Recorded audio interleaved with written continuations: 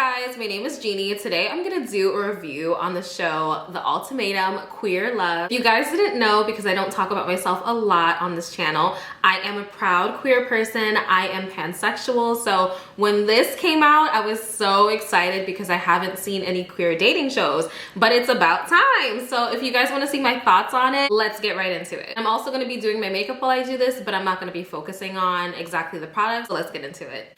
So there are basically 5 couples on this cast, and it's like a mix of queer people. It's like some pansexual, some people are non-binary. It's just a mix. Not everybody is a lesbian. I'm glad that they included like a variety of queer people so that everybody kind of gets their representation on the show. And there's 5 couples. The host is not Nick and Vanessa, which is cool because nobody really likes them. The host is Joanna Garcia Fisher. If you guys have ever seen Reba, like from back in the day, she's the daughter. She used to play the daughter, but she's not queer. And they actually asked her that in the first episode, like, is it true that you're not queer? And she's like, yes. And I think they could have definitely chosen a queer host. Like, it's a queer show. Choose a queer host. I'm sure, how hard is it to find like a queer host out here? Like, it's not that hard. So there are 5 couples, and when I was watching it with my brother, he noticed immediately that there seemed to be like a lot of femme masc couples, and I'm like, yeah, there are a lot of femme masc. And for anybody who's not like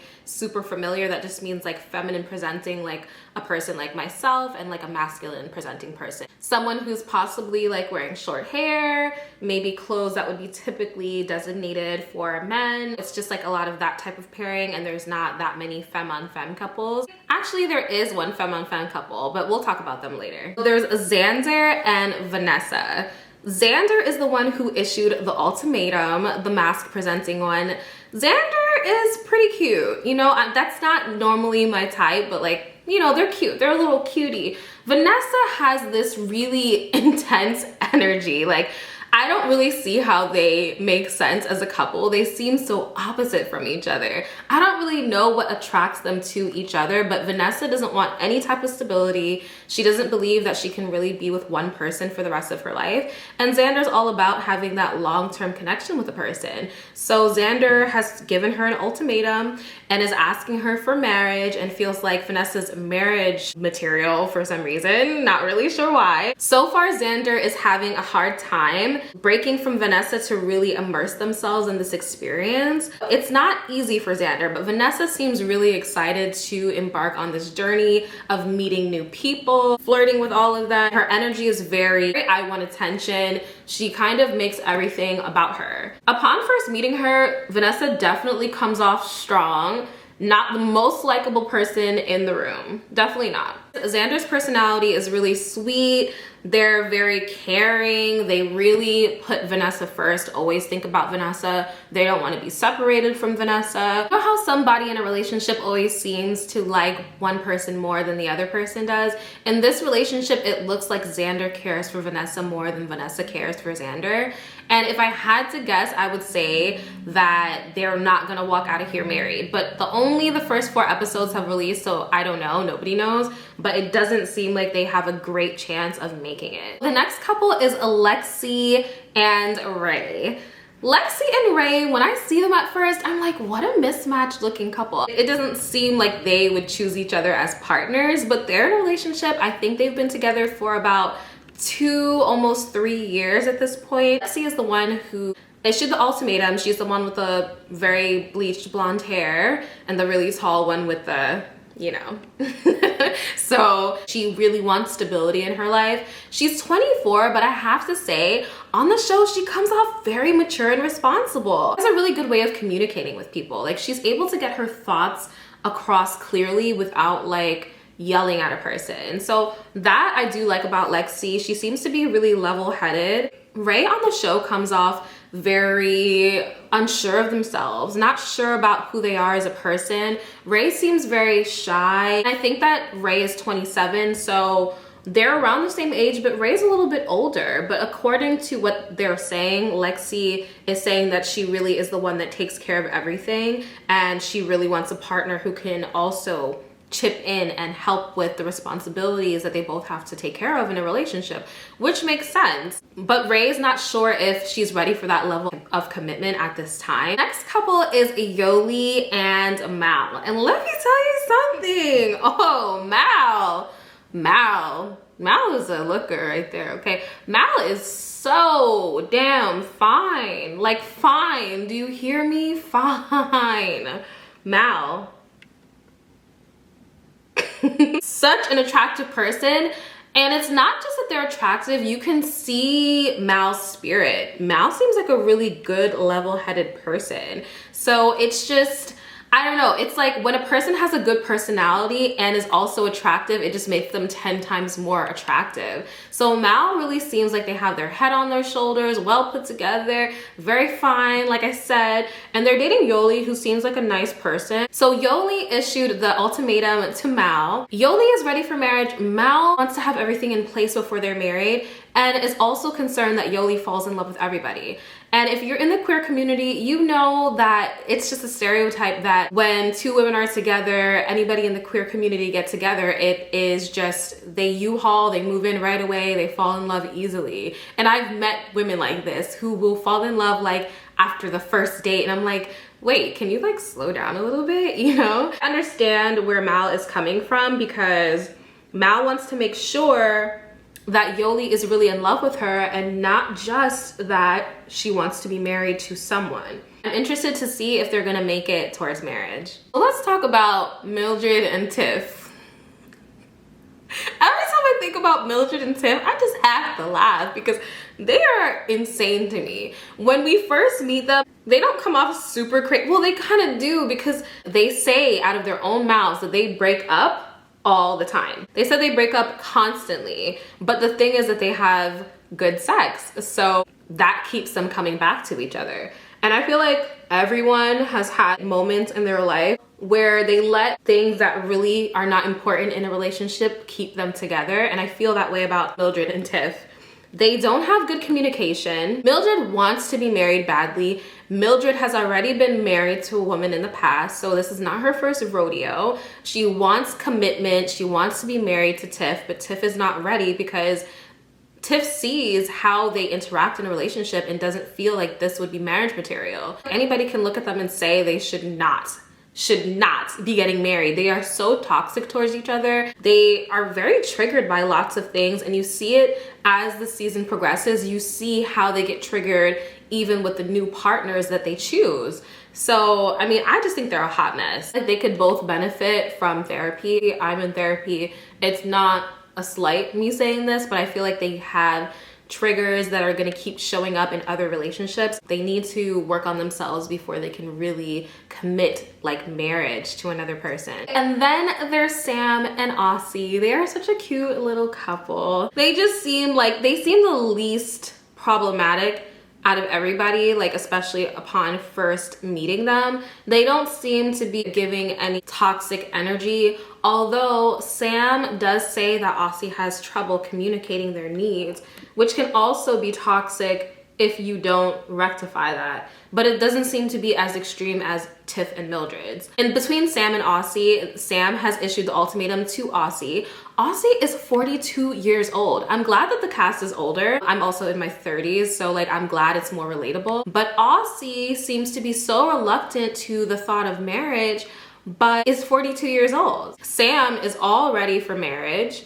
They've only been together for 1.5 years, and that's not really a long time, so that could be also a factor in why Aussie doesn't feel ready for marriage. I think that Aussie really has that fear of like developing bonds and intimacy. After we get introduced to the couples, they are basically thrown into this mixer at a pool party. Everybody is like scantily clad, they're wearing bikinis and everything like that, so you really get to see everybody's body, and people are really attracted to Lexi because, you know, she's got the girls out. Are also pretty attracted to Ray. Ray's an attractive person, and they're attracted to Mal, like off bat. I feel like they're the most sought after at the pool party. As the couples are breaking off, I noticed that Vanessa is very intense. She goes straight to talking to everybody. Like, She looks like she wants the most attention in the room. She gives off that type of energy. During that whole scenario, she was very much like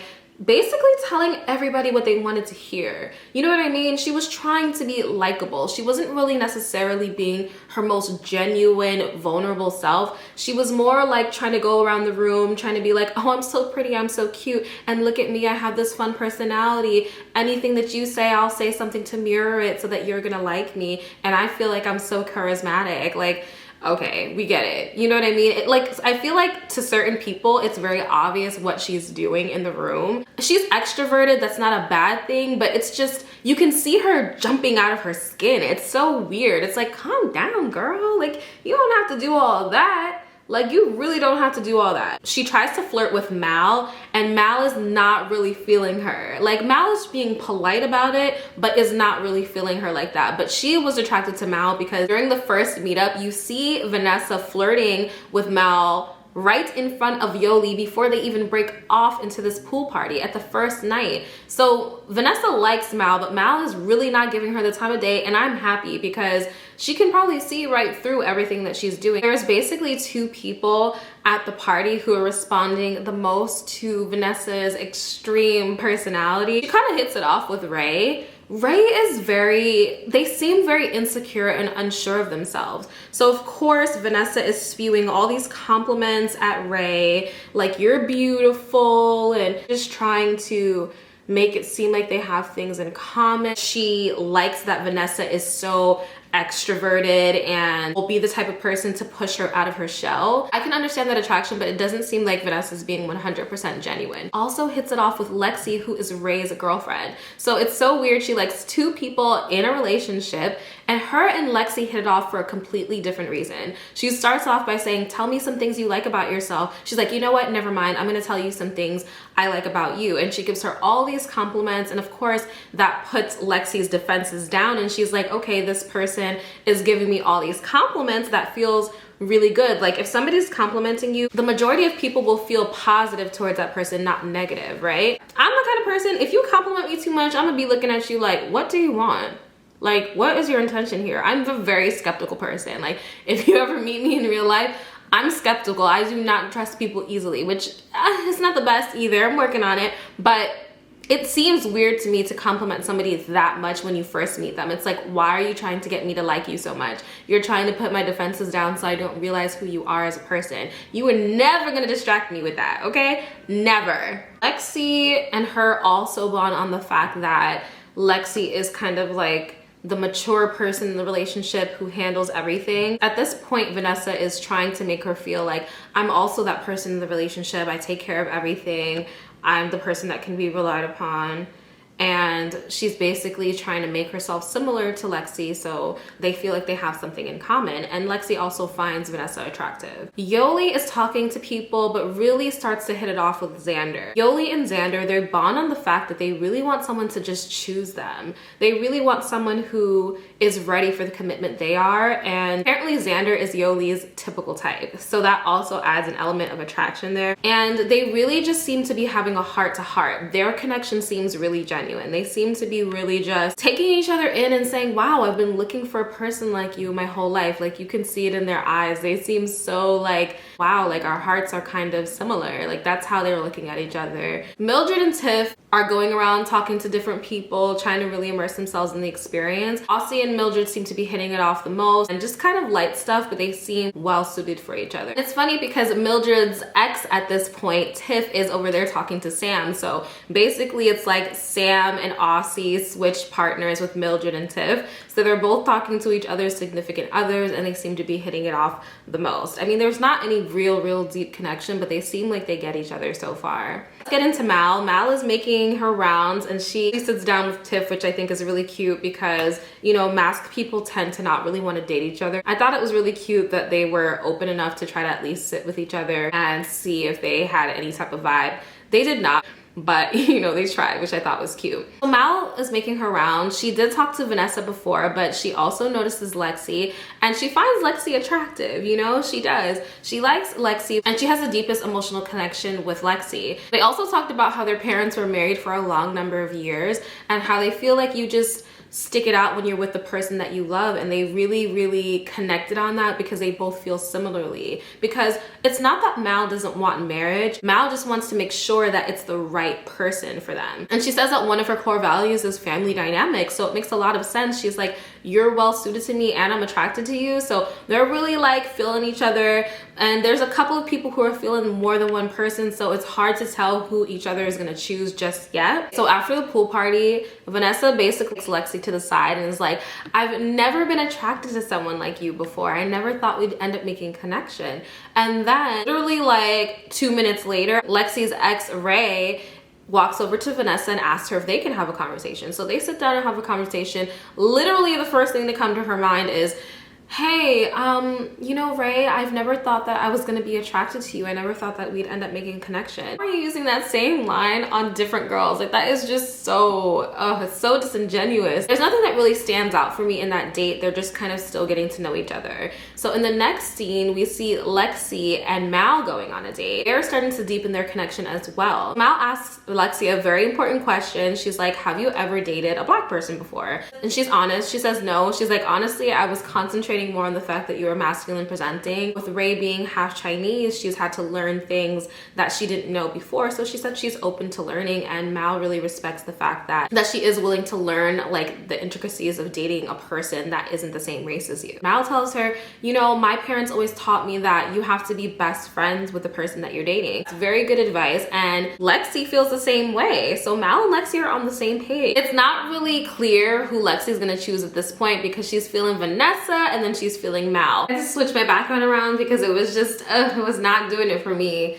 But hopefully the lighting is not too weird. But anyways, Tiff really has a big thing about communication. And it seems that her and Sam are relating on the fact that their partners can be passive aggressive and that they try to talk to them, but their communication styles just do not work for them. So they kind of like build upon that and find a connection in that and bond over their frustration of not being able to get their partners to talk to them in a way that's constructive for their relationship. Also asked Sam, what makes you mad because you seem so sweet? And she basically says she's pretty low maintenance in the relationship, but communication is important to her. So they're both bonding on that fact of communication.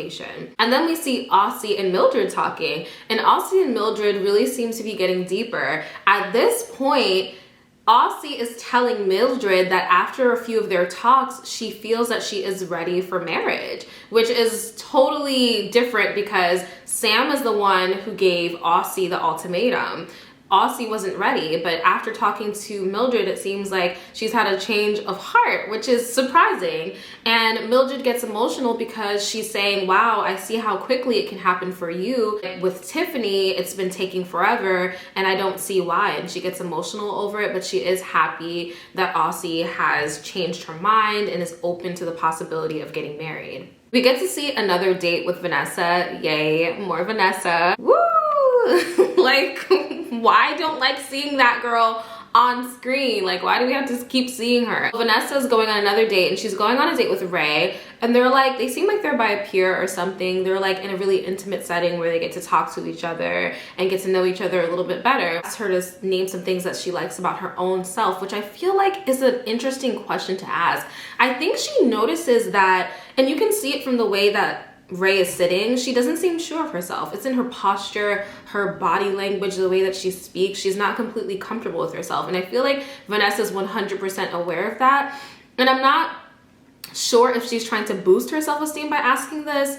I'm not really sure what her intentions are by asking it, but it just seems weird to me. It's like you see a person that's not completely confident, and I feel like she's preying on that. One of the things that she says is that I like that I can't figure you out. And I feel like she's saying that because she likes the fact that there's like a challenge with Ray. And I don't know if that's a completely genuine reason to like somebody because they're a challenge. You should like somebody for the person that they are on the inside, not because they provide some sort of challenge as if this is a game, because these people actually want to get married. Vanessa's not really telling Ray anything about her personally. She's not telling anything deep about herself. She's just saying like things that she knows that will get into Ray's head and make her feel like she's really chosen. That's their little weird date. We're getting to see a little bit of Yoli and Xander's date, and honestly I think they're just so cute. When I see them talking, you can just see like their eyes light up. They're really starting to feel each other. So what they talk about on this date is more of like family dynamics, and they're talking about children. So Xander asks Yoli, like, if you had a child, would that be you and your partner's child, or would that be your child and you guys have your separate children? And she says, no, I think that would be weird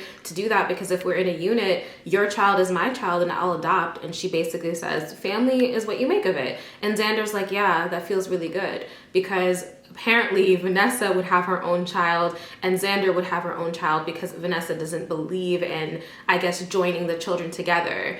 That's because Vanessa's also very non-committal, so it makes sense that Vanessa has that life view on having children. But the fact that Yoli and Xander feel the same way about having children makes Xander feel like, wow, this is somebody who understands me, like I'm not crazy. She kind of validates that feeling for her. I've been wanting this, and this person's kind of been telling me I'm nuts, and I'm not nuts, because Yoli is sitting right now telling me she feels the same way. And a lot of people feel that way. Also goes on to say that she's usually ready to go, you know, she's very much ready to have sex, very sexual person. And Yoli mentions how she's not getting it that much with Mal, which I was kind of surprised, because I thought they'd be like hot and heavy, but she's like, no. So it seems like libido wise they're a match, and like I could definitely see them getting on for sure, like, because when they said that, they started getting a little closer to each other. I think Xander put her hands on Yoli's thigh or something, and you know, they're kind of testing the waters to see how they would actually be like on that level. So we're blessed with seeing Vanessa again, and I really don't know why anybody is really attracted to Vanessa. Like, am I missing something here? I don't find her attractive. Like, she wouldn't be my typical type anyway, but I don't find her attractive. Like, it also has something to do with her facial expressions. Like, that's not cute. I'm not gonna find anyone cute who makes those types of faces. Like, no, like, nah. Absolutely no. She's going on her third or fourth date with Lexi at this point, and she starts off with this whack ass breakdancing. I don't know why she even did that, but basically Lexi says that she's very confused because they always have a really good time and they have good banter, but it's always light and fun. I think there's something about Vanessa that makes her feel uncomfortable, because she doesn't know if she really wants to marriage or if she's just trying to have fun. Lexi asks Vanessa, like, do you want stability? And she sticks her tongue out and she's like, ugh. And which is like super rude, because one of the things that Lexi prides herself on is being a stable person, especially at her young age of 24. She's super mature and got her together at a very, very, very young age. And stability is one of the most important things that she offers. So she's immediately thrown off when she sticks her tongue out and she's like, okay, weirdo, which is what I was thinking too. She says, well, how do you feel about this process? And she's like, well, I'm excited for the living with somebody I've never lived with before, but I'm not really thinking about marriage. And she's like, so why did you come here? She asks, like, do you think that there's a chance that Xander would leave you in this situation and find someone that they like more than you? And she's like, no, I'm beautiful, like with this stupid face on. Like, girl, you are not all that at all, first of all. Second of all, it pisses Lexi off, because she's like, if you didn't think that there was a chance that Xander could find anyone else, that means that you did this selfishly, because you didn't even think that she would leave you. And she's like, what was your point? Like, if you didn't think that. And she also says Xander is asexual, which is so weird, because Xander said they were hella sexual. So what are you talking about, bro? Like, are you just trying to throw people off of Xander so that you don't know what Xander's got going on? Like, why would you even say that? Because that does not seem to be true with the way that she was looking at Yoli, touching her thigh. I don't think an asexual person would do that. It makes Lexi upset, because she's like, you're not losing anything in this situation. Like, you didn't come in here losing anything, because you didn't think that Xander would ever find someone or leave you. And she's really pissed off, and she's thinking about her like, you're fake. Like, I couldn't put my finger on what was bothering me about you, but now I know. It's because you didn't come here with great intentions. And it becomes clear to Lexi, who seems to really have great discernment. Like, Lexi's got great discernment. And she seems to be like, yeah, you're fake. She's totally put off by her. That's one funny thing about lesbians too. They could be all into you, but like the next second they'll be like, you do one thing and they're like, yeah, I'm off you.